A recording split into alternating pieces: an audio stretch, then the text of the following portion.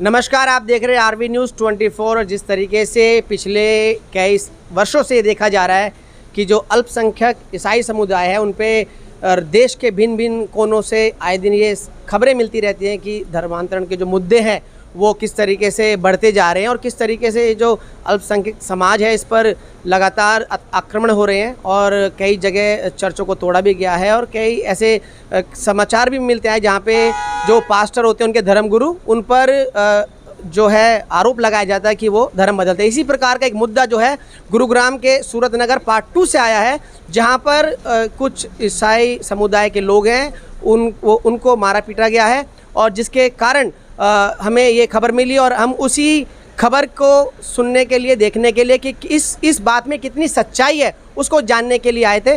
तो यहाँ पर आइए हम सीधे आपकी उन लोगों से बात कराते हैं जिन पर धर्मांतरण का आरोप लगा है और आइए उनसे हम सीधे आपकी बात कराते हैं। मामला था, क्या घटना हुई थी? आशा बहन बताओ आप पहले। ऐसा था कि हमारे घर पे हमने प्रार्थना, जोर से बोलना। हमारे घर पे प्रार्थना था, हमने रखा था और हमने बुलाया था मसीह भाई बहनों को और आए थे। हम लोग प्रार्थना कर रहे थे, कुछ लोग आए घर में और वीडियो बनाए और उसके बाद हाथापाई करके मारपीट करने लगे, गाली गलौज करने लगे। तो हाथापाई में कोई चोट-चाट भी आई आपको? हाँ, हमें नहीं आई लेकिन हमारे मसीह भाई बहनों को लगी है। किस तरह की प्रार्थना कर रहे थे आप? हम प्रभु यीशु मसीह को मानते हैं और हमारी श्रद्धा उनमें है, इसलिए हम प्रार्थना करते थे। किस को चोट है? क्या चोट लगी है? एक भाई को कान के पर्दे पड़ गए और दूसरे भाई को ये है कि वायु में। हाँ। अच्छा, क्या कौन है वो? संजय। आप बताइए जी, क्या हुआ था उस दिन, क्या घटना हुई? उस दिन सर हम लोग प्रार्थना में थे सभी लोग, तो ये लोग ज़बरदस्ती घर में घुसे और हमारी प्रार्थना को रोका इन लोगों ने। कौन लोग थे जो आपके घर में घुसे? इतना तो पहचान वाले नहीं थे लेकिन आसपास के ही लोग थे वहाँ के। तो उन लोगों ने पहले तो अंदर घुसे, हमारी प्रार्थना को रोका और हमारे परमेश्वर हैं यीशु गुरु की अवहेलना करने लगे, उल्टा सीधा बोलने लगे और उन्होंने हमने घर से बाहर निकाला। पहले भी करते रहते थे? पहले भी करते थे, पहले ऐसा कुछ नहीं हुआ था, इस बार उन लोगों ने ऐसा किया। तो वो कौन लोग थे, कहाँ के रहने वाले? ये आसपास के ही होंगे, बाहर के तो कोई नहीं थे। तो क्या आप उन्हें जानते हैं, पहचानते हैं? नहीं, उनमें से एक लड़के को पहचानते थे हम, जिसका नाम आंसू था, उसी को पहचानते थे, बाकी और किसी को नहीं पहचानते थे। जब उन्होंने प्रार्थना करने से इसलिए मना किया कि वो ये कहते हैं कि आप लोग धर्म परिवर्तन कर रहे हो, आप भोले बाबा को क्यों नहीं मानते हो और हिंदू समाज के धर्म देवी देवताओं क्यों नहीं मानते हो। तो हमने तो उनसे यही कहा था कि हमारी जिसमें जैसी आस्था है हम वैसे मानते हैं। तो हमारी आस्था परमेश्वर में है, यीशु में है, तो हम यीशु को मानते हैं। तो आप क्या कहना चाहते हैं अभी जिस तरह से आपने इनके खिलाफ एप्लीकेशन दी है, तो अभी क्या आपको आश्वासन पुलिस प्रशासन से आपकी क्या मांग है? मेरी प्रशासन से यही मांग है कि देखिए जो भी है अब तक जो हुआ है आगे के लिए ऐसा ना हो और इसके लिए प्रशासन सख्त से सख्त कार्रवाई करे। ऐसा बोला जाता है कि पैसे मिलते हैं, आपको कितने पैसे मिले? नहीं, ऐसा कुछ नहीं है। अगर पैसे मिलते तो ये 2 पैसे की नौकरी के लिए हम यहाँ नहीं पड़े होते। हमारे बच्चे हैं, बीवी बच्चे हैं, वो भी काम धंधा करते हैं, इधर उधर जाके किसी का झाड़ू पोछा करते हैं, ऐसे कामों में करते हैं, तब हम अपना रोज़गार चलाते हैं, घर का रोजी रोटी चलाते हैं।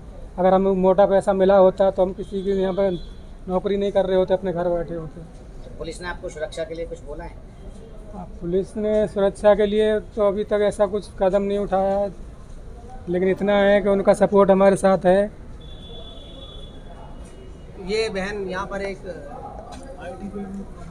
ये आप गर्भवती हैं, आपके साथ आप यहाँ पे क्यों खड़े? आपको तो घर पे होना चाहिए अपने। मैं भी वहाँ पे गई थी प्रार्थना करने के लिए आशा बहन के घर पे, तो वहाँ पे अचानक से लोग आ गए। तो वो मतलब कि हम लोग को कह रहे थे क्यों प्रार्थना कर रहे हो, प्रार्थना का रोक टोक कर रहे थे और बोल रहे थे कि फिर मारपीट करने लगे। तो पूछे कि क्यों प्रार्थना करते हो, किस लिए प्रार्थना करते हो।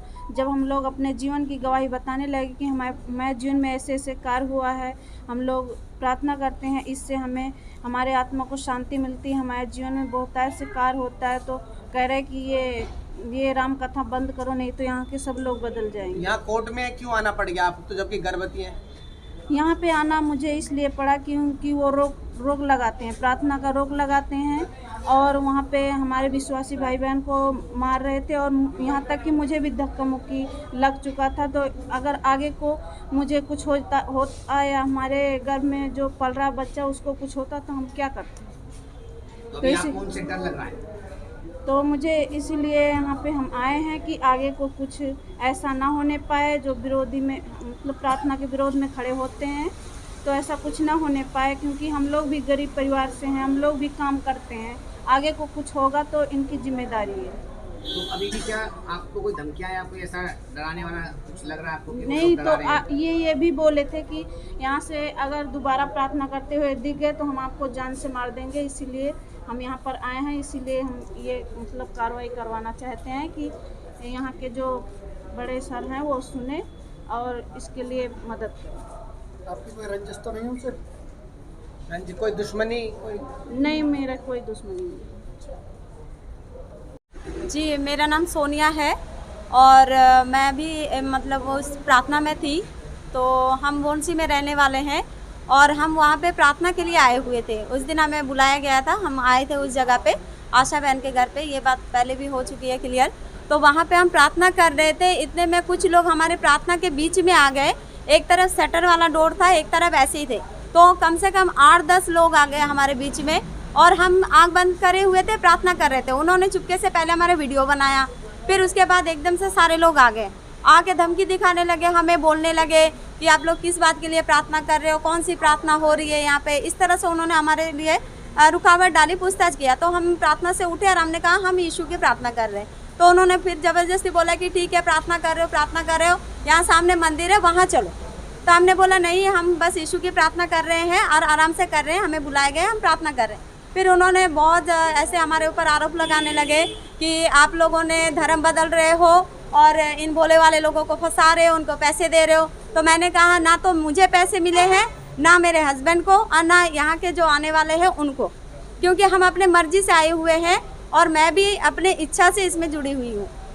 और इस तरह से हम प्रभु के मार्ग में चल रहे हैं, जिसके वजह से उन्होंने हमारे ऊपर झूठा आरोप लगाया। उसके बाद हमें धमकी दी और फिर पूछताछ किया कि आप लोग कहाँ से आए हो, और मैंने बताया कि हम वोंसी से आए हैं। फिर उन्होंने कहा कि गाड़ी किसकी है, हमने कहा हमारी है। तो गाड़ी को और हमें भी नुकसान पहुँचाने के लिए वो लोग आगे आ रहे थे। तो इस तरह से हमें हमारे जो भाई बहन लोग थे वहाँ से हमें किसी तरह से बचा के निकाल के लेके गए और इनके साथ मारपिटाई बहुत बुरी तरह से किया, जो आप लोग पहले भी देख चुके हैं। यहाँ पे एक बहन है, वो गर्भवती है, अगर उस दिन उनको कुछ हो जाता ये भी नहीं सोचा उन लोगों ने। इस तरह से हमारे साथ बदतमीजी की। और जबकि हाँ जी, आपने कोई एफआईआर दर्ज करवाई क्या? हाँ जी, हमने वहाँ पे पुलिस में गए थे, रात को ही हमने पुलिस को फ़ोन किए और हमने कहा कि हमारे साथ इस तरह से मारपिटाई हुई है। और इस तरह से फिर बाद में उन्होंने हमारे ऊपर कैसा व्यवहार करा आपके साथ? मेरे साथ ऐसे कुछ नहीं, बस मेरे से बस वो लोग पूछ रहे थे कि धमकी दे रहे थे कि क्यों आए हो यहाँ पे और क्यों इनको धर्म परिवर्तन करने के लिए बहका रहे हो, बुला रहे हो, इनको पैसे दिए हो। इस तरह से हमारे ऊपर, मेरे ऊपर वो लोग आरोप लगा रहे थे। तो आज आप डीसी ऑफिस आए, उसके बारे में क्या कहना चाहते हैं? जी, हमारे जान को भी खतरा है, क्योंकि उन्होंने धमकी दिखाया था कि आइंदा से इधर नहीं दिखना चाहिए आप लोग, और जहाँ से आए हो वहीं रहना। और अपने भाषा में बोल रहे थे कि यहाँ पर आके दिखियो मत दोबारा। और इसीलिए मैं चाह रही हूँ सर से, जो इसके ऊपर है, उनसे हमारा अपील है कि आगे से हम अपनी इच्छा से प्रार्थना करें तो कोई हमारे ऊपर इस तरह से ना हो। और मुझे और मेरे परिवार, बच्चे, इन सबको सेफ्टी के लिए मैं यहाँ पे आई हूँ। मेरा नाम शिवानी है और मैं प्रभु में अपनी मर्ज़ी और इच्छा से आई हूँ। ऐसा कोई भी, जैसा हम पे इल्ज़ाम लगाया गया है कि हमें क्या कहते हैं पैसे मिलते हैं, ऐसा कुछ भी नहीं है। पर उन्होंने जिस तरह से उन्होंने किया है उसमें मैं भी हूँ। उन्होंने मुझ पे हाथ उठाया था, मुझ पे थप्पड़ मारा था। अब मेरे पति मेरे साथ, मेरे सामने खड़े हो गए, तो उन्होंने 20-25 लोगों ने, सारों ने मिलके मेरे पति को और मेरे ससुर को, दोनों को ऐसा बुरी तरह से मारा कि वो इस टाइम उनको चोट भी बहुत गहरी लगी है। और फिर ऊपर से हमें ऊपर से धमकी भी दी है कि यहाँ आज के बाद अगर तुम दिख गए तो तुम्हें जान से ख़त्म कर देंगे, ऐसे करके उन्होंने धमकी दी है। और उन्होंने एक महिला को भी थप्पड़ मारा है और हमारे साथ में बहुत बदतमीजी से गाली गुप्तार भी, बहुत ज़्यादा गंदा शब्द भी उन्होंने बोला। तो उन्होंने आपके साथ कुछ मिसबिहेव भी किया है? जी हाँ, उन्होंने बदतमीजी भी की थी। जब वो छेड़ाछाड़ी कर रहे थे, तो हमने रोकने भी कोशिश करी तो फिर उन्होंने थप्पड़ मारा। तो क्या फिर इस वजह से मेरे पति आगे अड़ गए। उन्होंने उनको रोकने की कोशिश करी तो उन्होंने मेरे पति को और मेरे ससुर को बहुत मारा। तो ये बात आपने जो कंसर्न थाना है उनको बताई थी क्या? जी, उन्होंने हमसे पूछा ही नहीं, पुलिस वालों ने हमसे पूछा ही नहीं कुछ भी। तो मतलब आप क्या कहना चाहते हैं कि पुलिस वालों ने आपका सहयोग नहीं किया? जी नहीं किया, क्योंकि हमसे पूछा ही नहीं। तो जो धारा लगनी चाहिए छेड़छाड़ की वो उन्होंने नहीं लगाई है? नहीं लगाई। ठीक है, आप कुछ कहना चाहते हैं? जी हाँ, मैं बिल्कुल कुछ कहना चाहता हूँ। एक्चुअली जब हम लोग प्रार्थना कर रहे थे, पहले तो हम लोग जो लोकल के कुछ लोग हैं उन लोगों ने एक्चुअली पहले ही सलाह बनाई हुई थी इस बात की कि ये लोग आएंगे प्रार्थना करेंगे तो ऐसा कुछ हम करेंगे, बट उन्हें कोई मौका नहीं मिल रहा था उस समय। बट जब उन लोगों को मौका मिला, हमारे सर, हमारे गुरु हैं, हमारे उस समय साथ आए हुए थे, प्रार्थना चल रही थी, उन लोगों में से आके वीडियो बनाने लग गए और वीडियो बनाने के बाद वो लोग हमसे मिसबिहेव करने लग गए और वो उन लोगों ने हमारे गुरु यीशु मसीह को गालियाँ दी, उल्टा सीधा बोला कि आप लोग धर्म परिवर्तन करते हैं, ऐसा करते हैं। हम लोगों ने जब उनको समझाया कि हम अपनी मर्ज़ी से प्रभु में हैं, ऐसा कुछ हमारे ऊपर फोर्स भी नहीं किया गया, तो वो लोग हमें बाहर निकलने के लिए बोलने लगे, ऐसा है आप लोग सब यहाँ से निकल जाओ, अच्छा नहीं होगा वरना आप लोग यहाँ दिखना मत आज के बाद। हम लोगों ने बोला ऐसा क्यों कह रहे हैं आप। बाद में उन लोगों ने जब हमें बाहर निकाल दिया उस रूम में से, तो वहाँ पे एक्चुअली वो मुझ पे हाथापाई भी कर रहे थे। मेरी एक्चुअली वाइफ के ऊपर हाथापाई करने वाले थे वो। मैंने उनको धक्का दिया, उन्होंने मेरी वाइफ पे भी हाथ छोड़ा और ये जब मैंने उनको ऐसा करने से रोका तो उन लोगों ने 25-30 लोगों ने हमारे ऊपर भी मारा था हम लोगों को। तो आपके सामने ही आपकी वाइफ के साथ छेड़छाड़ जी जी हाँ, बिल्कुल। एक्चुअली कोई भी ऐसा हस्बैंड नहीं होगा जो अपनी वाइफ पे ऐसे होते हुए देख ले। हमने जब इस पे ऑप्शन उठाया, हमने उनको धक्का दिया पीछे मेरी वाइफ से, जब वो ऐसे मिसबिहेव कर रहे थे तो उस बात उन लोगों ने हाथापाई करना स्टार्ट कर दिया। उस हाथापाई में मेरे पापा जी के कान का पर्दा भी फटा गया और मेरा इस समय सिटी स्कैन भी अभी हो रहा है। सिटी स्कैन में मेरे अभी दिमाग में भी प्रॉब्लम आया, मेरे कभी भी पेन उठ जाता है उस केस के बाद। तो आपके सिर में क्या मारा उन लोगों ने? मेरे सर में पीछे से पता नहीं था, कड़ा मार रहा था, कोई घूंसे मार रहा था और सबसे ज़्यादा उन लोगों ने मेरे सर पे ही वार किया था। इस वजह से मेरे सर में काफ़ी डैमेज हुआ और सर में हम कभी भी पेन उठ जाता है मेरे आँखों पे और सर में। तो अभी आप क्या चाहते हैं? मैं एक्चुअली सर यही चाहता हूँ, यही अनुरोध करना चाहता हूँ कि आज अगली बार से हम लोग प्रार्थना करते हैं, हम अपने प्रभु यीशु मसीह में श्रद्धा रखते हैं। ऐसा हिंदुस्तान एक ऐसा आज़ाद शहर है, वो अपनी मर्ज़ी से प्रभु में किसी में भी वो अपनी श्रद्धा रख सकता है। और हम बस यही चाहते हैं कि आइंदा अगली बार से हमारी फैमिली के साथ ऐसा कुछ भी ना हो। हालांकि हम लोगों के साथ उस समय जो हुआ, हम ये नहीं चाहते कि उनके साथ भी कुछ ऐसे ही मिसबिहेव किया जाए। और हम लोग बस यही अनुरोध करना चाहते हैं कि हमारे साथ वो आगे से ऐसा कुछ भी ना करें। आप रहने वाले कहाँ से हो? हम लोग सिटी अलीगढ़ से रहने वाले हैं, यूपी अलीगढ़। यहाँ कब से रह रहे हो आप? यहाँ हम 2020 से रह रहे हैं। प्रार्थना कब, विश्वास कब से कर रहे हो प्रभु? हमें कम से कम दो साल हो गए हैं प्रभु में रहते हुए।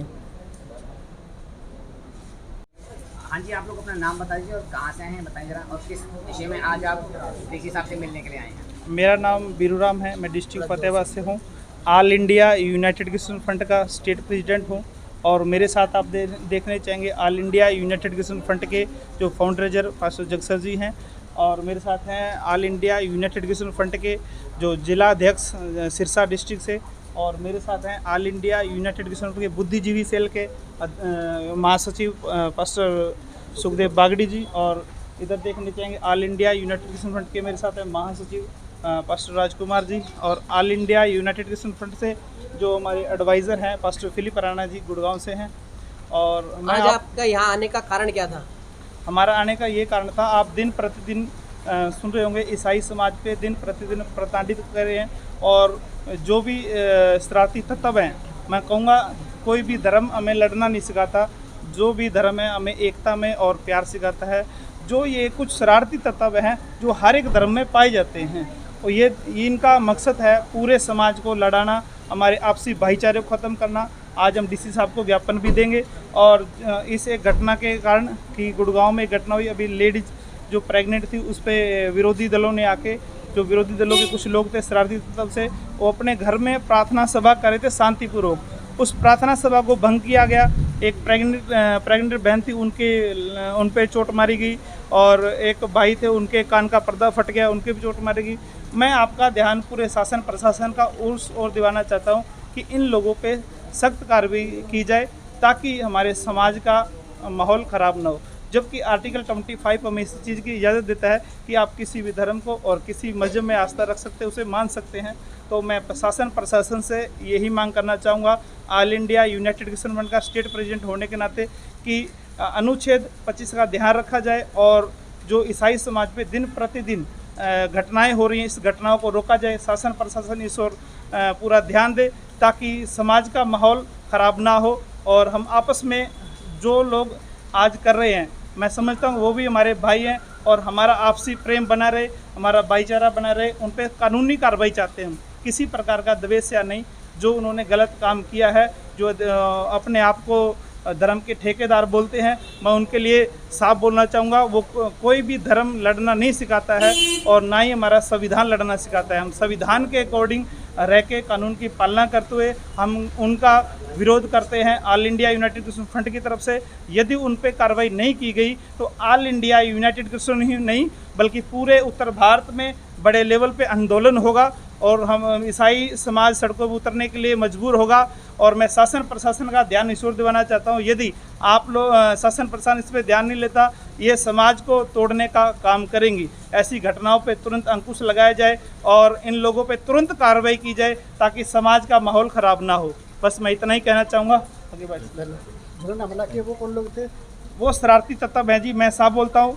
वो किसी धर्म या मजहब किसी को लड़ना नहीं सिखाता और जो शरारती तत्व हैं, जो अपने आप को धर्म के ठेकेदार बोलते हैं, जो भी शरारती तत्व हैं वो हर एक समाज में पाए जाते हैं। जो इस गुड़गांव क्षेत्र में भी इसका माहौल ख़राब करना चाहते हैं, मैं उनकी कड़ी आलोचना करता हूं और प्रशासन से निवेदन करता हूं, एसपी साहबान से निवेदन करता हूं कि उनके प्रति कड़ी कार्रवाई की जाए ताकि ये समाज का माहौल ख़राब ना कर सकें।